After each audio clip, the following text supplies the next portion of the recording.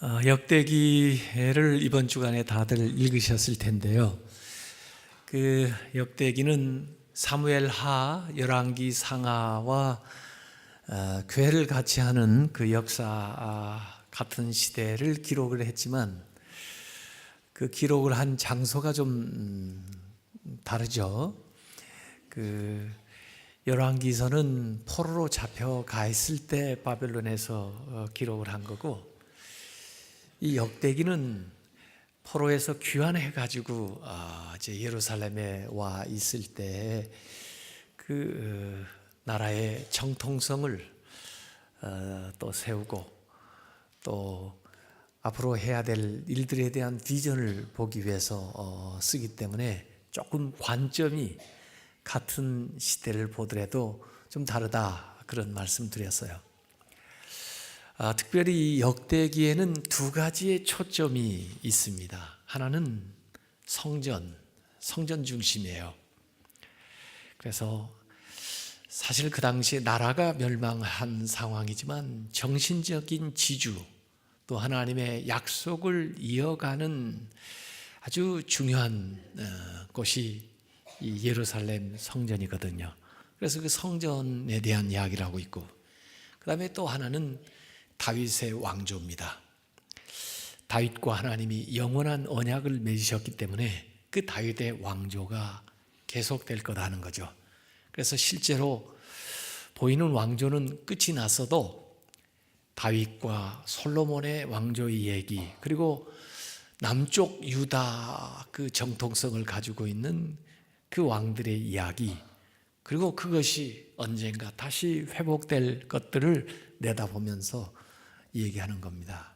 그래서 간단히 말하면 성전과 다윗 왕조, 이 두 가지가 이 역대기의 초점이 되죠. 그래서 거기에 필요한 것들을 더 강조해 가지고 기록을 하다 보니까 그 밖에 다른 것들은 북쪽 이스라엘 역사라든지 사울 이야기라든지 다윗 이야기 가운데에서도 헤브론에 있었던 이야기라든지 이런 것들은 생략되거나 중요하지 않게 이제 취급되는 것이, 그런 두 가지의 초점을 두고 있기 때문에 역대서가 그렇습니다.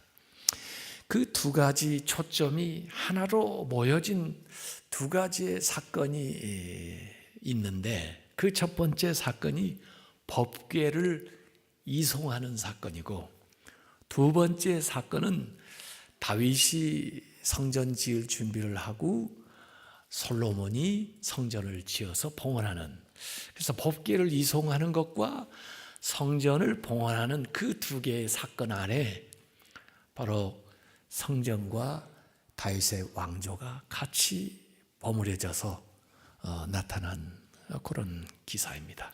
다 아시는 거죠? 다 읽었기 때문에 그냥 복습 한번 해본 겁니다.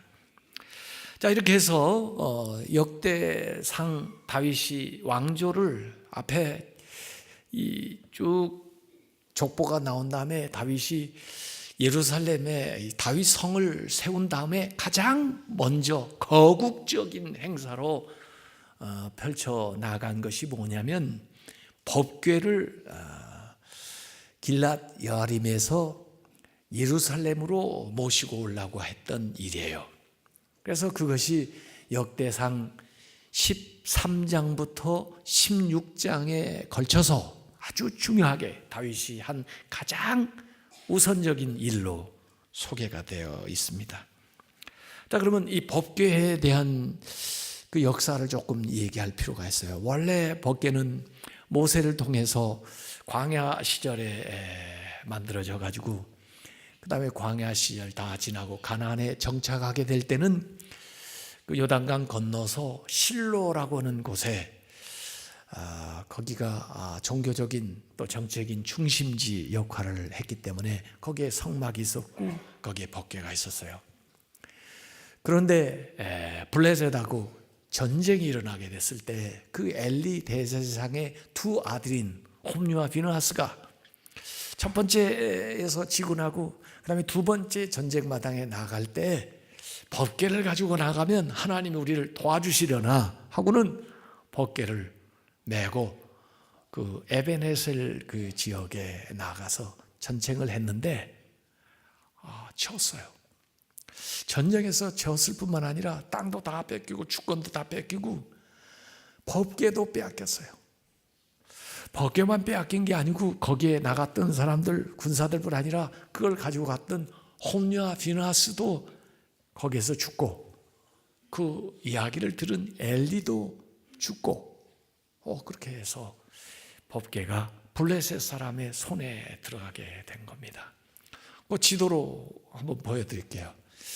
그 원래 실로라고 하는 곳에서 이 에베네셀 지역에 법궤를 가지고 갔다가 그 전쟁 마당에서 지는 바람에 법궤를 빼앗겼는데, 이 블레셋 사람들은 이 법궤가 처음에는 겁먹었다가 자기들이 빼앗게 되니까 전리품이다 해가지고 자기 신들이 뭐 도와서 이스라엘 사람들을 이겼다 이렇게 생각해가지고 그 전리품을 가지고 아스돗에 가서 그 다곤 신전에다가 전리품을 바친 거예요.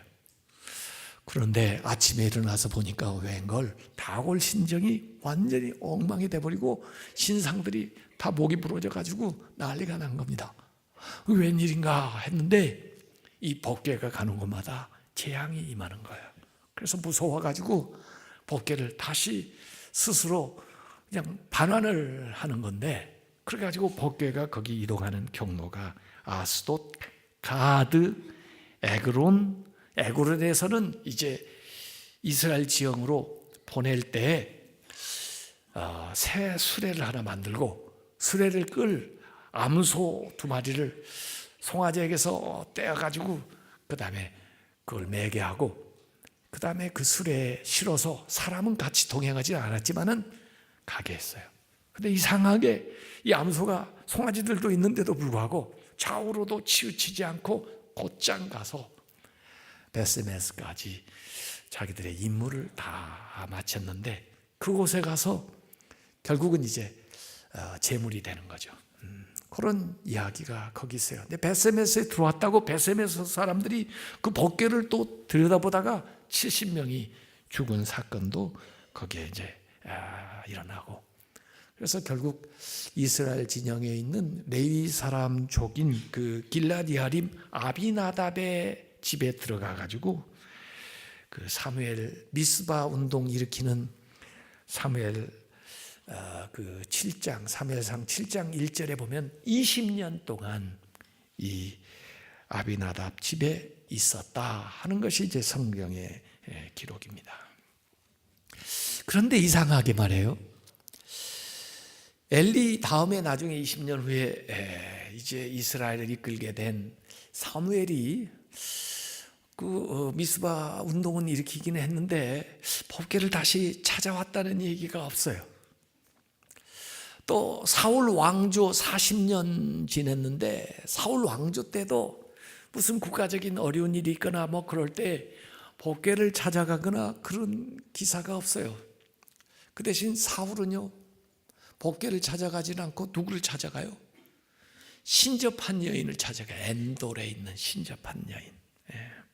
그래서 이 역대상 13장 3절 오늘 그 본문의 앞에 읽지 않았지만 그 대목에 다윗이 이런 얘기합니다. 우리 하나님의 궤를 우리에게로 이 예루살렘으로 옮겨오자. 사울 때에는 우리가 궤 앞에서 묻지 아니하였느니라. 하나님에게 묻지 않고 그냥 제멋대로 정치했다는 거예요. 그러니 하나님의 궤를 예루살렘에다 모셔다 놓고 이게 정치적인 중심지일 뿐만 아니라 하나님이 다스리는 나라를 만들자, 신정 정치를 하게 하자, 하나님께 묻자 하는 것이 다윗의 본뜻이에요. 자, 이 시대적인 상황이 좀 어려우면요, 설교자도 좀 어려워요. 근데 이번 주간에 참 어려웠어요. 왜냐하면 국민들이 또 우리 교우들이 세상에서 이렇게 살면서 이 정치 이야기 이렇게 들으면서 대통령 한 얘기 이렇게 들으면서 마음이 많이 좀 상했을 것 같아요. 네. 그러지 않으세요? 그래서 이걸 어떻게 해야 되나 참 저도 난감해요. 참 지도자가 잘해야 되는데 지도자가 이번에 아주 신뢰를 잃을 행동을 해가지고 사람들의 마음이 많이 상하고 나라를 이제 걱정해야 되는 그런 이제 참 처지에 놓여 있어요. 정말 소통해야 될 사람하고는 소통하지 않고 단절해야 되는 거하고는 내통을 하고 이러니까 국민들이 불안하잖아요. 이제 저걸 어떻게 믿나, 나쁜 대통령 아니야, 이렇게 이제 생각이 되는 거죠.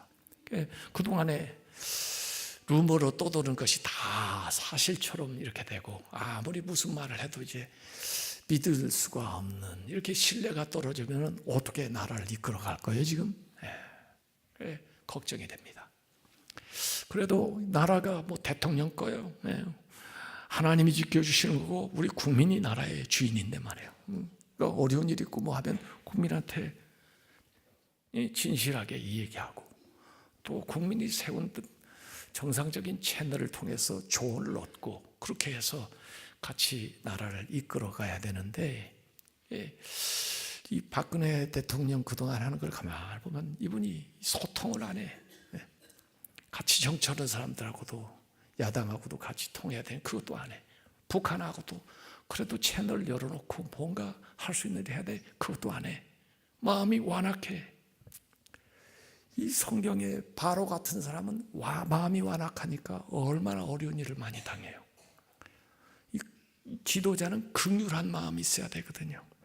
어려운 사람들을 공감하고 그리고 그들을 불쌍히 여기는 그런 마음이 있어야 되는데, 참 여성이라고 해서 좀 기대했더니 그 점 좀 이상하다. 좀 저도 헷갈려요 지금요. 그래서 우리가 더 열심히 이제 나라를 위해서 기도해야 될 때다, 이런 생각을 한 겁니다. 다윗이 나라를 세워놓고 하나님을 찾는 거예요. 이거 참 좋은 거예요.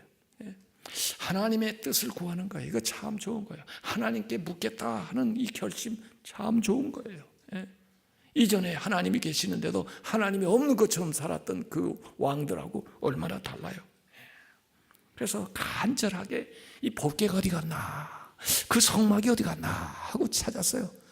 뭐 핵심이 법궤죠, 법궤. 성막은 그래도 이게 천막을 쳐놓는 것이니까 법궤를 찾으면 되는데 그게 어디 자취도 없이 사라졌나 봐요. 지금 아까 아비나답의 집에서 20년이 있었다고 그랬는데 사실 블레셋에서 있었던 기간은 7개월이에요.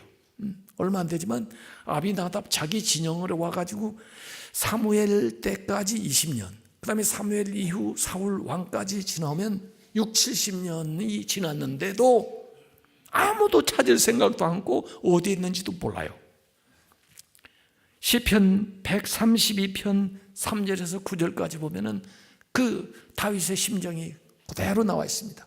내가 내 장막집에 들어가지 아니하며 내 침상에 오르지 아니하고 내 눈으로 잠들게 하지 아니하며 내 눈꺼풀로 졸게 하지 아니하기를 언제까지? 여호와의 처소 곧 야곱의 전능자의 성막을 발견하기까지 하리라 하였나이다.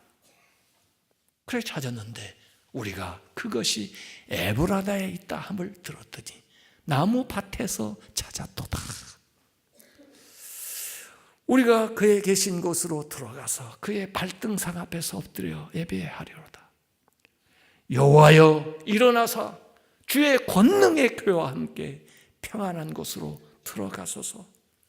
주의 제사장들은 의의 옷을 입고 주의 성도들은 즐거이 외칠지어다.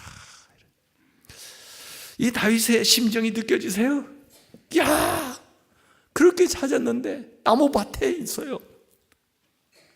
그걸 찾아놓고 거기 가서 엎드린 거예요. 하나님 왜 이러고 계십니까? 저하고 같이 가십시다요. 저희가 모시겠습니다. 이래가지고 3만을 동원했어요. 전국적으로 3만 명을 동원했어요. 국가적인 행사를 다윗이 일으키는 거예요. 그래서 법궤를 이송할 팀을 짜가지고 길라디아림, 사실 예루살렘에서 그렇게 멀지도 않아요. 한 16km. 제가 길라디아림 가봤어요. 언덕 위에 거기 원래 법궤가 있었다는 곳에 지금은 수도원을 만들어 놨더라고요. 거기에 이제 새 수레를 준비하고, 그 다음에 그 아비나답의 두 아들 우사와 아히요, 그 사무엘서에는 아효로 나와 있는데 사무엘 하에는 그게 이제 그렇게 이름이 비슷한 이름이죠. 아히요. 그래가지고 법궤를 이송을 하는 겁니다. 그 새 수레에다가 법궤를 싣고 그 다음에 앞에 소가 끄는 거죠. 그리고 악기 연주하는 사람들, 많은 사람들이 주변에 서가지고 그 다음에 환호를 하면서 소리를 질렀을 텐데, 그런데 잘 가다가 이게 오늘 기돈 타작마당, 사무엘 하에는 나곤 타작마당이라고 되어 있는데, 그 타작마당에 이르자 갑자기 이 소가 뛰기 시작하는 거예요. 아마 사람들이 많이 모여서 그런지 무슨 악기 소리에 놀랐는지 하여간 뛰기 시작한 거예요. 그러자 묶어놨던 법궤가 흔들거리면서 떨어질 지경이에요. 그래서 우사가 어휴 하고 막으려다가 우사가 압사된 거예요. 성경에는 뭐라고 기록했냐면 하나님이 치심으로 죽었다고 그러는데, 그 법궤에 쳐서 죽였는지 그렇지 않으면 밖에 깔려서 죽었는지 하여간에 거기에서 교통사고가 난 거죠, 요새로 말하면. 그러니까 옆에 이 다윗도 있었고 많은 사람들이 같이 보고 있었는데, 아주 그냥 모든 사람이 보는 가운데 큰 사건이 벌어지게 된 겁니다. 그래서 즐거웠던 그 행렬이 멈춰주고 순간 아주 두려움이 확 그들에게 몰려오게 된 거예요. 그래서 다윗이 그것을 베레스 우사, 두려운 남이, 그렇게 이름을 붙이고 그 다음에 운송하는 것을 그 장소에서 중지하고 물러간 사건이 이 1차 시도, 오늘 역대상 13장에 나와 있는 거예요. 아니, 이렇게 좋은 뜻으로 시작을 했는데 왜 실패를 하게 됐을까? 왜 이렇게 사람이 죽어나게 됐나? 궁금하지도 않으세요? 궁금하실 것 같아서 제가 이걸 설교를 하는 거예요. 읽어보지 않은 분들은 궁금하지도 않을 거예요. 근데 읽어본 분은 글쎄 말이에요. 그래서 궁금했었는데 우선 성경을 잘 보시면요, 다윗이 참 좋은 뜻을 가지고 있었는데 사람들하고만 의논 안 해보니까 13장 1절에 보니까 천부장, 백부장, 지휘관 이런 사람들하고 의논을 해요. 어떻게 할까? 그래서 계획을 짜는 거예요. 하나님의 일을 하나님에게 물어봐야죠.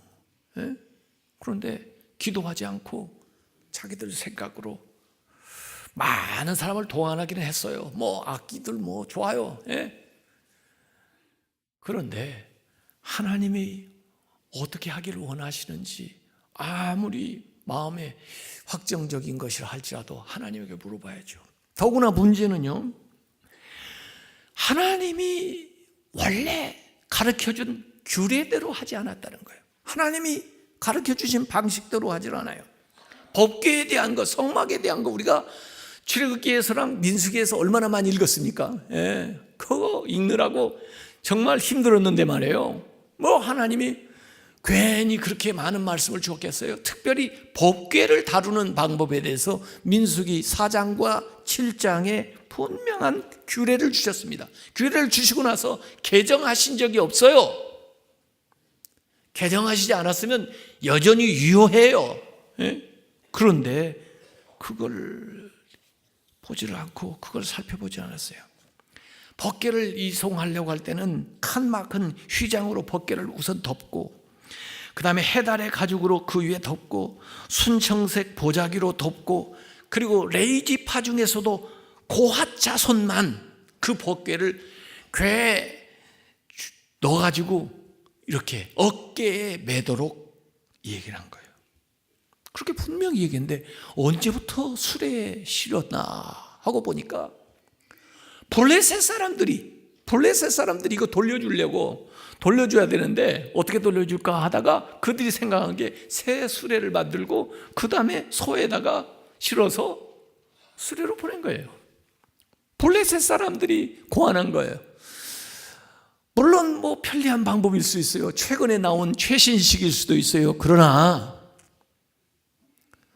최신식이라고 다 좋은 게 아니에요.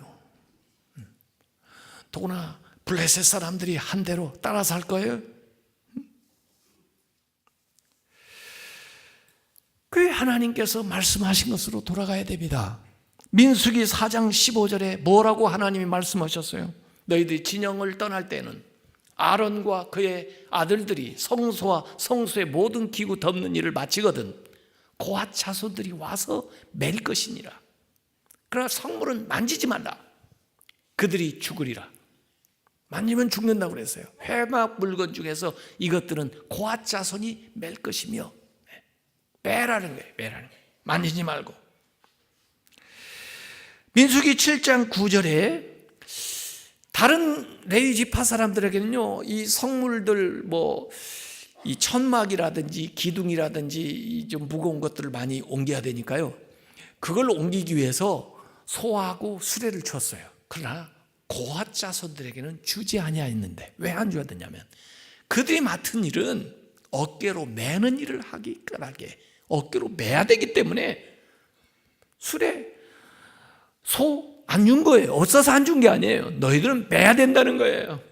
하나님의 법궤는 메고 가야 된다는 거예요. 빨리 가는 게 중요한 게 아니에요. 거룩하게, 존귀하게, 정성을 다해서 모셔야 된다는 거예요. 그런데 그 길라디 여름에서 예루살렘까지 얼마 되지도 않는 길인데 인간의 편의주의, 인본주의, 합리주의 이런 생각들이 꽉 들어와가지고 세상적인 게 들어와서 그런 방식으로 진행하려고 하는 거기 때문에 안 된 겁니다. 목적도 중요하지만은요, 동기도 중요하지만요, 과정도 중요해요. 과정도. 하나님의 뜻을 해야 되지만요, 하나님의 방식대로 해야 돼요. 하나님이 시킨 방식대로. 목적이 수단을 정당하지 않아요. 사울이 제사 드린다고, 재물들 남겨놨다고, 그런 형식적인 거 하나님 원하는 게 아니에요. 순종이 제사보다 더 낫다. 사무엘한테 그런 말씀을 들었잖아요. 우스한테도 책임이 있어요. 그가 레위족이니까 분명히 이거 만지면 죽는다는 걸 알고 있을 텐데도 그걸 만졌어요. 이 사람의 평소의 생활을 그대로 많은 사람 앞에 드러낸 거예요. 그간에 그 집에서 20년 그리고 60년, 70년을 지내면서 얼마나 소홀히 다뤘겠어요. 아마 그냥 홀대했을 것 같아요. 이 거룩 앞에 서는 그런 존귀한 마음을 가지고 있었다면 왜 이 다윗이 금방 그걸 발견을 못했겠어요? 그냥 우습게 마치 사각개짝처럼 여겼을지도 몰라요. 그렇게 여겨요. 그러다 보니까 이런 행동이 나오는 거죠. 하나님의 거룩에 노출된 사람은 정말 특별히 주의해야 됩니다. 거룩함을 유지하지 않으면, 그렇기 때문에 제사장들도 섬기기 위해서 항상 자신을 먼저 정결케 하고 나오라고 그랬는데, 이게 형식이 되고 이게 의식이 되고 이게 직업이 돼버리면 그때부터는 자기도 죽습니다. 다른 사람도 살리질 못해요. 그게 홈리와 비나스입니다. 그가 제사장들인데도 불구하고 하나님께 드리는 제사를 멸시하고 하나님께 드리는 이 예배를 소홀히 하고 그렇게 사니까 복을 받아야 될 사람들이, 누구보다 먼저 복 받아야 될 사람들이 그 일을 하면서도 저주를 받았어요. 아마 우사는 우쭐해졌는지 몰라요. 우리 집에 있던 거야. 내가 이거 가지고 있었던 사람이야. 보아라고 자기를 과시하면서 아마 자기가 주인 행세하면서 그렇게 나섰는지도 몰라요. 그게 우리가 그 삶을 여기에서 들여다볼 수가 있는 거예요. 그래서 그는 그렇게 어려움을 당하게 된 거예요. 그러니 다윗의 입장에서는 참 난감했을 거예요. 아니, 법궤 하나님의 이 말씀이 계명이 들어있고 이 귀한 이 하나님의 임재를 상징하는 이 법궤를 내가 잘 모시려고 그랬는데 왜 이렇게 법궤가 가는 곳마다 어려움이 임하냐. 그걸 가져갔던 홈리 비나스가 죽고 전쟁에서 지더니 블레셋에 넘어가서는 거기 막 7개월 동안 쑥대밭을 만들고 돌아와가지고 그 다음에 오베데돔에서 베세메스에서 들여다본 사람 70명 죽고 그리고 또 이게 가져오다가 우사까지 죽으니 이거 계속해서 재앙을 가져오는 거 아니야? 이거 더 가까이 왔다가는 우리 성에도 내가 사는 곳에도 재앙이 미치면 어떻게 해? 그런 두려움이 들었던 것 같아요. 그래서 더 이상 진행을 하지 않고 내려보내는 겁니다. 그래서 어디로 가게 되냐면 가드 사람 오베데돔의 집으로 가게 된 거예요. 가드가 어딘지 아세요? 네. 아까 분명히 지도를 보여드렸는데 또 잊어버리셨죠? 한번 다시요. 길라디 여리함으로 말하면 가드는 어디예요? 예루살렘에서 보면은 더 아래쪽이죠. 더 아래쪽. 더 멀리 더 접근하는 게 아니라 더 멀리 간 거예요. 40km 이상 내려간 거예요. 제가 이 이동 경로를 따라서 한번 싹 돌아봤어요. 제가요. 예. 더 멀리 간 거예요. 그러니까 무서운 거예요. 사실 누구도 안 맡으라고 했을지 몰라요. 예. 또 억지로 맡았을지 몰라요. 오베데돔이요. 가지고 오베데돔 집에 이게 들어가게 된 겁니다. 그러면 이 가드 사람 오베데돔은 누구냐? 이게 이제 또 이 질문이에요. 가드 사람은 원래 가드라고 하는 것은 블레셋 지역이거든요. 블레셋. 그래서 원래 가드 사람 중에 유명한 사람이 누구냐면 골리앗이에요. 골리앗. 가드 그 지역에는 장수들이 많이 나왔나 봐요. 거인들이. 그 중에 대표격이 골리앗이에요. 가드 사람이에요. 그러면 오베데돔은 블레셋 가드 사람이냐? 이방인이냐? 이렇게 추정이 가능해요. 이 가드라고 하는 것이 블레셋에 속했다가 또 사무엘 때는 다시 탈환해서 이스라엘 진영으로 들어왔다가 다윗 때는 더 확장돼서 다스리고 있었으니까 이 이방인으로서 유대인으로 귀화한 사람이냐? 뭐 여러 가지 얘기할 수 있어요. 또 어떤 분들은 그래도 다윗이 레위인한테 시키지 레위인이 아닌 사람한테 그걸 줬겠느냐? 가드에 살고 있는 레위인일 것이다. 이 두 가지 이야기가 있는 거예요. 이방인이다, 유대인이다. 근데 저는 이방인일 것이다 라고 저는 더 생각을 하는 거예요. 왜냐하면 역대기 사가에 생각하고 뭔가 여기서 말씀하려고 하는 메시지가 들어있기 때문에 그래요. 왜? 이 오베데돔 뭐 그냥 얼떨결에 맡게 됐죠. 그래서 두려운 상황인데도 불구하고 지극정성을 다해가지고 모신 거예요. 이 사람이 3개월을 모셨어요. 3개월을. 그런데 이 3개월을 머무는 동안 이상하게 그 집이 복을 받는 거예요. 자녀들이 잘 되는 거예요. 경영하는 일들이 형통하는 거예요. 3개월 동안에 잘 되려면 얼마나 잘 돼야 돼요? 대박이 나야 되는 겁니다. 뭐 몇 년 두고 잘 된다고 하는 건 사람들이 눈에 잘 안 띄죠. 근데 3개월 만에 잘 되니까 사람들이 눈에 확 띄는 거예요. 놀랄만한 누가 봐도 그 가정에 복이 임하는 거예요. 그래서 다윗이 다윗성에 있는데 정갈이 오는 거예요. 오베데돔의 집에 복이 임합니다. 그 자녀들이 잘 되고요. 그 집에 가산 소유가 많아지고요. 잘 복을 받습니다. 다윗이요. 두려운 마음이 있었는데요. 그 이야기를 듣고 법궤가 잘못된 것이 아닌가 봐요. 그걸 다루는 사람들의 문제인가 봐. 만약에 오베데돔의 집에 갔었는데도 재앙이 임했다면요, 영영 이제 법궤를 보고 싶은 마음도 없었을 거예요. 그런데 아니다. 지금까지 다른 사람들은 어려움을 당했던 게 법궤 탓이 아니고 그 사람들의 자세 태도인가 보다. 오베데돔은 어떻게 해서 그렇게 복을 받았는지 보자. 우리도 오베데돔처럼 하면 될 거 아니냐. 이런 생각이 나오게 된 거예요. 그래서 다윗이 2차 시도를 하는 것이 오늘 또 15장에 이렇게 나와 있습니다. 그래서 이번에는요, 준비를 철저히 하고 연구를 철저히 한 거예요. 그래가지고 역대상 15장 2절에 보니까 이제 다윗이 앞에 서서 얘기합니다. 이전에는 말이에요, 아비나답의 아들 우사가 앞장서서 자기가 무슨 총괄하는 것처럼 했을 텐데, 이제 다윗이 앞장서서 이 얘기합니다. 다윗이 이르되 내 이 사람 외에는 하나님의 교회를 맬 수 없나니 이는 여호와께서 그들을 택하사 여호와의 교회를 메고 영원히 그를 섬기게 하셨습니다. 내 이 사람들, 그 사람들만 할 수 있다는 거예요. 역대상 15장 13절에 전에는 너희가 매지 아니하였으므로, 매지 않고 싣고 왔으니까 우리 하나님 여호와께서 우리를 찢으셨으니 이는 우리가 규례대로 그에게 구하지 아니하였습니다. 규례대로 해야 된다 이거예요.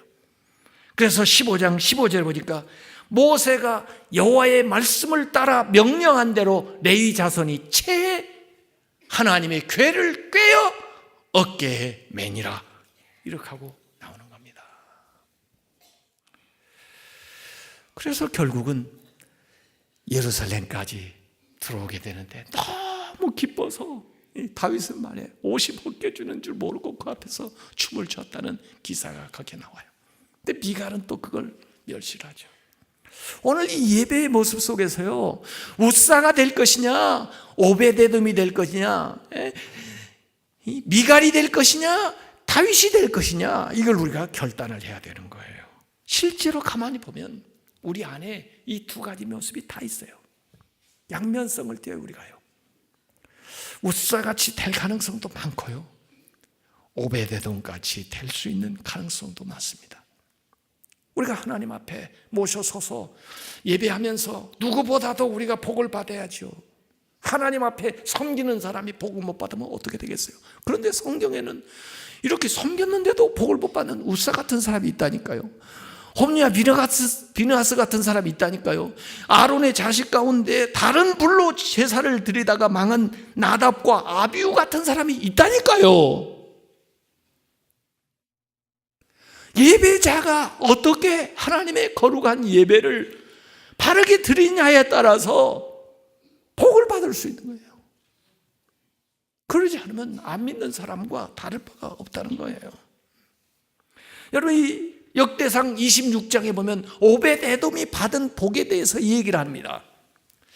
그 받은 복의 으뜸이 뭐냐면 하나님의 성전에서 섬기는 복을 받았다는 거예요.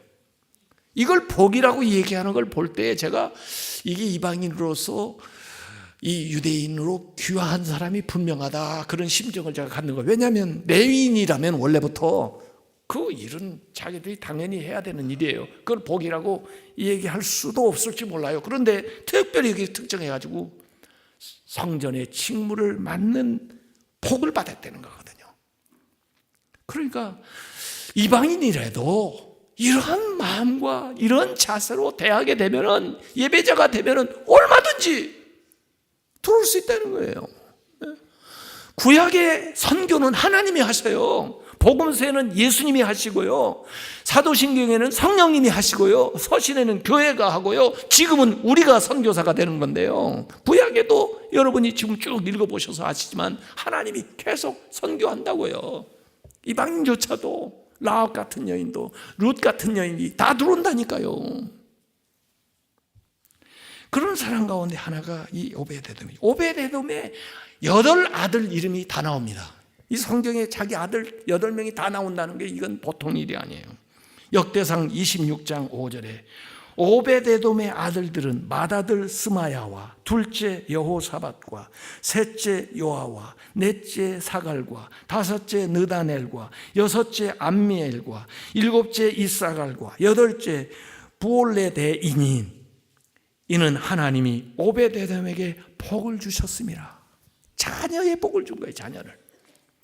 이 8아들뿐만 아니라 그 다음에 62명의 후손들이 나와요. 62명의 후손이, 그들의 가문이 성경에 나오는 거예요. 성전 문지기를 하는데요.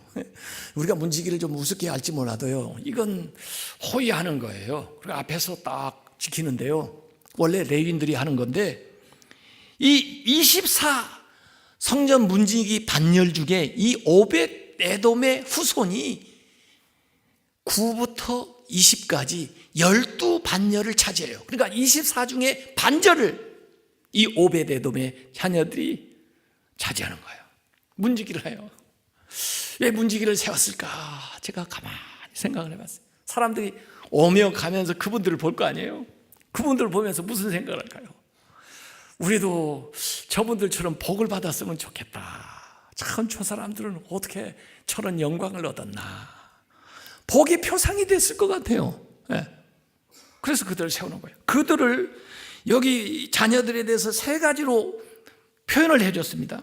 조상의 가문을 다스리는 자여 큰 용사라. 그들을 큰 용사라고 얘기했습니다. Great people, warrior, great warrior. 여호수아 보고도 큰 용사라고 한 적이 있는데요. 큰 용사라. 그 다음에 능력 있는 자다. capability, 능력을 갖춘 자다. 그리고 세 번째는 다 능력이 있어서 직무를 잘하는 자다. 직무.